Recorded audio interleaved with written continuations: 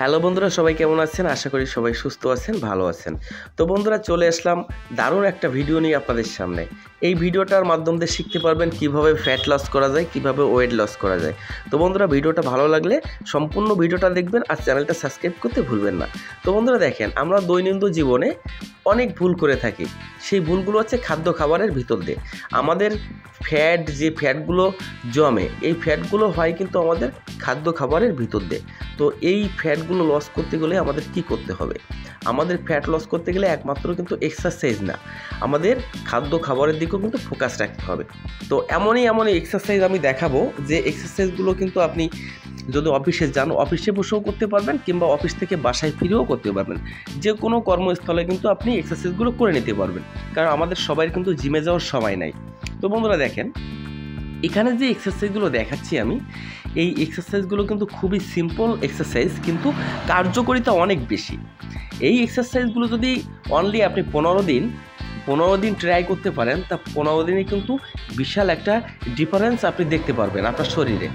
তো আপনি যখন এক্সারসাইজগুলো করবেন, যেদিন থেকে শুরু করবেন সেদিন থেকে কিন্তু তার আগের দিন কিন্তু আপনি আপনার ওয়েটটা মিটারে মাপ দিয়ে রাখবেন, স্কেলে রেখে তারপরে কিন্তু 15 দিন পরে আপনি আবারও স্কেলে মাপ দিবেন। দেখবেন, আপনি বুঝতে পারবেন আপনার কতটুকু লস হলো ফ্যাটটা।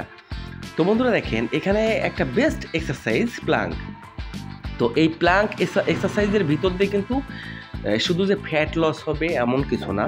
তো ফ্যাট লস তো হবেই, এই প্লাঙ্ক এক্সারসাইজ কিন্তু সর্বশরীর মানে অল বডিকে স্ট্রং করবে। মানে যতগুলো কোর মাসুল আছে, এই মাসুলকে শক্তিশালী করার জন্য কিন্তু বেস্ট একটা এক্সারসাইজ প্লাঙ্ক। এই প্লাঙ্ক এক্সারসাইজ কিন্তু যারা বড় বড় জিমে যায়, তারা কিন্তু এই প্লাঙ্ক এক্সারসাইজ করে। তো প্লাঙ্ক এক্সারসাইজের মাধ্যমে কিন্তু শরীরটা অনেক সুগঠিত করা যায়। তো বন্ধুরা দেখেন, আমি যে এক্সারসাইজগুলো দেখাচ্ছি স্ক্রিনে, এই এক্সারসাইজগুলো কিন্তু আপনাকে সঠিক নিয়মে করতে হবে। আর একটা জিনিস আপনাকে মাথায় রাখতে হবে, যে প্রতিদিনের যে খাদ্য অভ্যাসটা, এই খাদ্য অভ্যাসটা কিন্তু অবশ্যই আপনাকে চেঞ্জ করতে হবে। কারণ আপনি যদি এক্সারসাইজ করেন আর প্রতিদিন যদি আপনি তৈলাক্ত জাতীয় খাবার খান, তাইলে কিন্তু আপনার রেজাল্ট হবে জিরো। কারণ শুধু এক্সারসাইজের দ্বারাই যে ফ্যাট লস করা যায়, এটা মিথ্যা কথা। কারণ আপনি প্রতিদিন এক্সারসাইজ করলেন, কিন্তু আসলে খাদ্য খেলেন কি, ফাস্ট ফুড, তৈলাক্ত জিনিস, বিভিন্ন ভাজা পড়া বিভিন্ন জিনিস খেলেন, তাইলে কিন্তু আপনার কখনো কোনো রেজাল্ট ভালো আসবে না।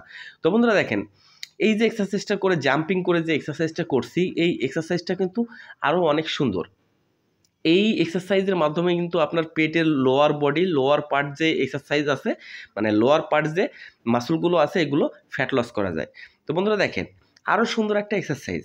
এই যে এক্সারসাইজটা দেখেন, মানে হামাগুড়ি দিয়ে হেঁটে যে আবার একটু পিছিয়ে আসতে হবে, মানে এক্সারসাইজটা মানে খুবই সুন্দর দেখতেও, যেমন এর কার্যকারিতাও কিন্তু সেরকম। তো বন্ধুরা, এই এক্সারসাইজটা কখন করবেন? তো একটা টাইম আছে।